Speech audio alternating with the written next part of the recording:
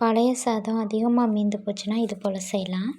அதில் இருக்க தண்ணி எல்லாம் நல்லா பிழிஞ்சு எடுத்துக்கலாம். இது போல் நல்லா தண்ணி இல்லாமல் எடுத்துட்டு அது கூட சீரகம், தனி மிளகாய்த்தூள், கொஞ்சமாக பெருங்காயத்தூள் சேர்த்துக்கலாம். நல்லா மிக்ஸ் பண்ணிக்கலாம். இது போல் நல்லா மிக்ஸ் பண்ணி எடுத்துக்கலாம். எடுத்துட்டு அதை ஒரு பாத்திரத்தில் பாத்திரத்துலேயோ இல்லை ஏதாவது கவர் இருந்தால் கூட அதில் நீங்கள் வைக்கலாம்.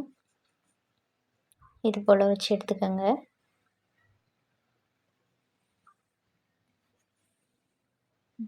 நல்லா காஞ்சிருச்சு. நான் 2 நாளாக காய வச்சு எடுத்தேன். நல்லா காஞ்சிருக்கு. எண்ணெய் நல்லா காஞ்ச பிறகு இதை போடலாம்.